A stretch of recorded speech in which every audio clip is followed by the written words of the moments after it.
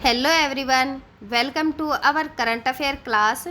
आज के जो हमारे इम्पोर्टेंट टॉपिक रहेंगे वो हैं एक्सियोम 4 होगा आज लॉन्च, भारत और अफ्रीका ने समझौते पर किए हस्ताक्षर, जलवायु वित्त में भारत रहा अग्रणी।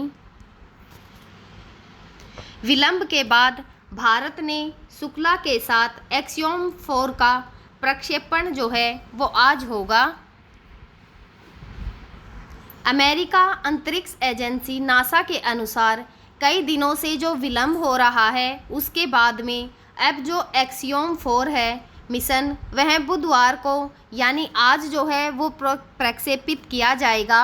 भारत के जो शुभांशु शुक्ला और उनके साथ 3 अन्य अंतरिक्ष यात्रियों को लेकर यह मिशन जो है वो कैनेडी अंतरिक्ष केंद्र के जो कॉम्प्लेक्स 39A है वहाँ से भारतीय समयानुसार दोपहर करीब 12 बजे उड़ान भरेगा और 48 घंटे की यात्रा के बाद अंतरिक्ष यान जो है वो गुरुवार को शाम 4:30 बजे तक जो है अंतर्राष्ट्रीय अंतरिक्ष स्टेशन से टकराएगा। अंतरिक्ष यात्रियों को ISS पर लगभग 14 दिन बिताने हैं और नए प्रक्षेपण स्थान की घोषणा जो है वो मंगलवार सुबह ही की गई थी, जो कि पहले 22 जून के लिए निर्धारित मिशन से ठीक एक दिन पहले थी। यह मिशन जो है वो 29 मई के अपने प्रारंभिक कार्यक्रम के बाद से विभिन्न कारणों से कई बार जो है वो निलंबित हो चुका है, जिसमें प्रक्षेपण यान में समस्याएं तथा जो ISS के ज्वेदा मॉड्यूल पर जो है दबाव परिवर्तन शामिल है। ज्वेदा में लीक का पता जो है वो सबसे पहले 2019 में चला था और अंतरिक्ष एजेंसियों ने इसे ठीक करने के लिए सालों से जो है वो काम कर रही हैं। एक्सियोम 4 मिशन से पहले इसकी मरम्मत का काम जो है वो किया गया और जो एक्सियोम 4 मिशन में देरी क्यों हो रही है और असफलताओं की जो समय रेखा है या फिर इसकी जो नई तिथि जो है वह क्या रहेंगी। नासा ने 22 जून को होने वाले जो प्रक्षेपण है उसको 2 दिन पहले स्थगित करते हुए कहा था। अंतरिक्ष स्टेशन की परस्पर संबंध और जो अनायोजित प्रणालियों के कारण नासा यह सुनिश्चित करना चाहता है कि स्टेशन जो है वो अतिरिक्त चालक दल के सदस्यों के लिए तैयार है या फिर नहीं है, और एजेंडा जो इसकी एजेंसी है उसका डेटा की समीक्षा करने के लिए आवश्यक समय ले रही है। एक भारतीय अधिकारी के अनुसार जो अंतिम विलंब हुआ है वह इसलिए हुआ है क्योंकि सभी जो प्रणालियां हैं उनकी जांच करना आवश्यक था। अधिकारियों ने कहा है कि ISS पर लीक के ठीक होने के बाद जो है अमेरिका अंतरिक्ष एजेंसी जो है उसने सभी प्रणालियों की जांच करनी पड़ी ताकि पता चल सके कि उस पर कोई प्रभाव पड़ा है या फिर नहीं पड़ा है। यही कारण जो है वो देरी का कारण रहा था।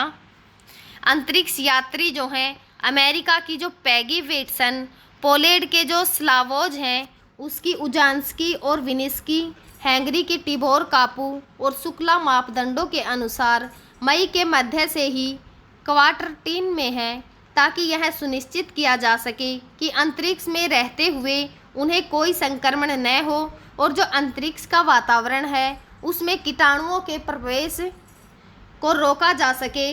अंतरिक्ष यात्रियों को ले जाने वाले जो SpaceX ड्रैगन अंतरिक्ष यान हैं उनके इलेक्ट्रिकल हार्मोन्स में समस्या या फिर जो फाल्कन 9 रॉकेट में लिक्विड ऑक्सीजन का रिसाव और उड़ान पथ में खराब मौसम के कारण भी मिशन को जो है वो स्थगित कर दिया गया था। इसके बाद जो ISS पर रिसाव की मरम्मत की गई। रिलायंस द रिटर्न्स थीम पर आधारित IS के लिए यह चौथा निजी मिशन है जिसमें 40 वर्षों के बाद कोई भारतीय अंतरिक्ष में वापस आएगा। 1984 में विंग कमांडर राकेश शर्मा ने सोवियत सैल्यूट 7 ऑर्बिटल स्टेशन पर लगभग 8 दिन बिताए थे। केंद्रीय राज्य मंत्री जितेंद्र सिंह ने पहले इंडियन एक्सप्रेस से कहा था, जब राकेश शर्मा 1984 में अंतरिक्ष गए थे तब भारत के पास लॉन्च पैड भी नहीं था। पहला लॉन्च पैड 1993 में और दूसरा 2005 में बना। अब हम अपने मानव मिशन के लिए पहले से भी अधिक तैयारी जो है वो कर रहे हैं। भारत अब एक भागीदार है और अनुसंधान में भी सबसे आगे है। जो IS पर शुक्ला हैं, उन्होंने जिनके साथ शख्स के नाम से उन्हें पुकारते हैं और भारत के लिए 7 प्रयोग करेंगे और कई अन्य अंतर्राष्ट्रीय अभ्यासों में भी भाग लेंगे। अंतरिक्ष स्टेशन से वे छात्रों या फिर शिक्षाविदों, गणमान्य व्यक्तियों और जो देश के उभरते अंतरिक्ष उद्योग हैं उनके प्रतिनिधियों के साथ वर्चुअल रूप से बातचीत भी करेंगे। जो हमारी दूसरी न्यूज़ है, भारत दक्षिण अफ्रीका ने पनडुब्बी सहयोग पर समझौते पर किए हस्ताक्षर। इस पर चर्चा करते हैं कि जो ये न्यूज़ है यह चर्चा में क्यों है। भारत और जो दक्षिण अफ्रीका है उसने 9वीं संयुक्त रक्षा समिति की बैठक के दौरान जो पनडुब्बी सहयोग हैं उनके क्षेत्र में 2 समझौतों पर हस्ताक्षर किए हैं। जो JDC की बैठक सोमवार और मंगलवार को जो है दक्षिण अफ्रीका के जो जोहान्सबर्ग है वहां पर आयोजित की गई। रक्षा सचिव राकेश कुमार सिंह ने बैठक में भारतीय प्रतिनिधित्व मंडल का नेतृत्व किया, जिसके दौरान उन्होंने रक्षा विनिर्माण और जो निर्यात है उसमें भारत की बढ़ती ताकत पर प्रकाश डाला और दक्षिण अफ्रीका के साथ संबंधों को मजबूत करने के लिए भारत की प्रतिबद्धता दोहराई। रक्षा मंत्रालय के एक बयान में यह भी कहा गया कि बैठक में आपसी हित के क्षेत्रों पर चर्चा की गई तथा भारत दक्षिणी अफ्रीका संबंधों को और मजबूत बनाने के तरीकों को भी पहचान गई है। रक्षा सचिव ने दक्षिण अफ्रीका के साथ ऐतिहासिक संबंधों को याद किया और इस दिशा में हुई महत्वपूर्ण प्रगति पर संतोष भी व्यक्त किया। रक्षा सचिव ने दक्षिण अफ्रीका के साथ जो ऐतिहासिक संबंध हैं उनकी भी चर्चा की तथा जो द्विपक्षीय रक्षा सहयोग है उसमें हुई महत्वपूर्ण प्रगति पर भी संतोष व्यक्त किया। दक्षिणी अफ्रीकी पक्ष का नेतृत्व जो है रक्षा सचिव डॉक्टर थोबेकिले गोमदे ने जो है किया। मंत्रालय के बयान में कहा गया है कि बैठक की शुरुआत जो है वो दोनों सह अध्यक्षों की टिप्पणी से हुई थी, जिसमें एजेंडा निर्धारित किया गया तथा JDC की रिपोर्ट जो है करने वाले 2 उप समितियों को व्यापक मार्गदर्शन भी प्रदान किया गया। रक्षा नीति एवं सैन्य सहयोग तथा रक्षा अधिग्रहण उत्पादन अनुसंधान एवं विकास संबंधी 2 उप समितियों ने JDC को चर्चा के परिणाम की रिपोर्ट जो है वो सौंपी। जो हमारी तीसरी न्यूज़ है आज की वह है जलवायु वित्त, विकसित देशों को पीछे छोड़कर भारत बढ़ा आगे। जलवायु वार्ता में एक छोटी लेकिन बहुत ही महत्वपूर्ण जीत जो है वो भारत के नेतृत्व में विकासशील देशों ने जो जलवायु कार्रवाई है उसके लिए न केवल वित्तीय संसाधन जुटाने के प्रयास करने बल्कि वित्त पोषण प्रदान करने के लिए विकसित देशों के दायित्व पर चर्चा को पुनः शुरू करने के लिए मजबूत करने में कामयाबी जो है वो भारत ने हासिल कर ली है।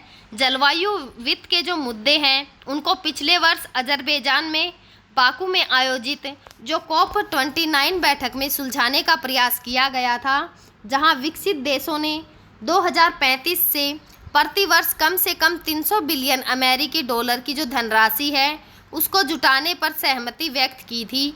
यह राशि वर्तमान में विकसित देशों द्वारा जुटाई जाने वाली राशि से 3 गुना है, लेकिन यह विकासशील देशों की अनुमानित जो न्यूनतम आवश्यकता है यानी कि 1.3 ट्रिलियन अमेरिकी डॉलर प्रति वर्ष से काफ़ी कम है।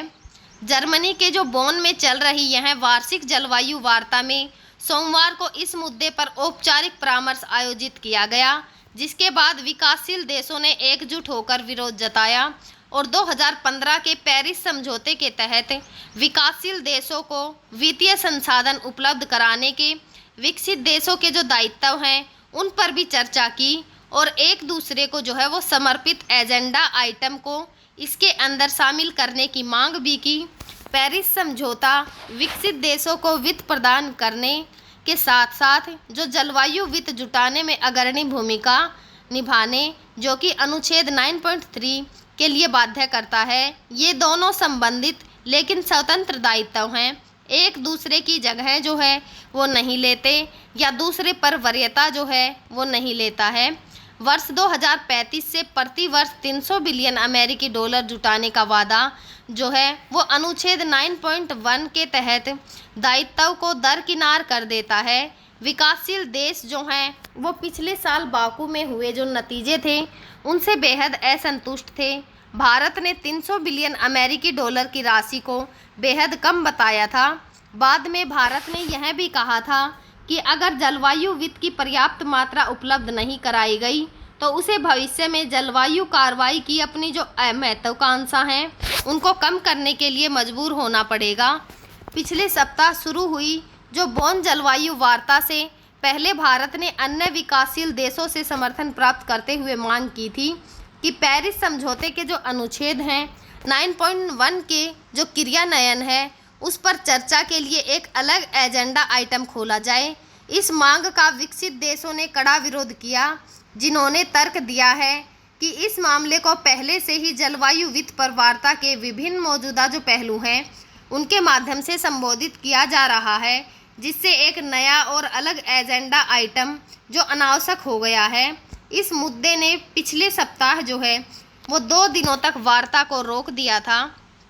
सोमवार को एक समझौते के रूप में आयोजित औपचारिक परामर्श में एक के बाद एक विकासशील देशों ने विकसित देशों द्वारा अपनी वित्तीय प्रतिबद्धताओं को पूरा करने में विफलता पर प्रकाश डाला।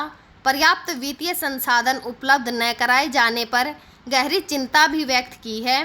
भारत ने यह भी कहा कि विकसित देशों द्वारा अपने जो दायित्व हैं उनका पूरा करने में असमर्थता के कारण विश्वास में कमी आ रही है। भारत ने कहा कि पेरिस समझौते का जो अनुच्छेद है न केवल नैतिक अनिवार्यता है बल्कि यह एक कानूनी दायित्व है और प्रतिबद्धता है जो सीधे जलवायु परिवर्तन पर संयुक्त राष्ट्र फ्रेमवर्क कन्वेंशन के अनुसार जो अनुच्छेद 4.3 है वहाँ से निकलती है।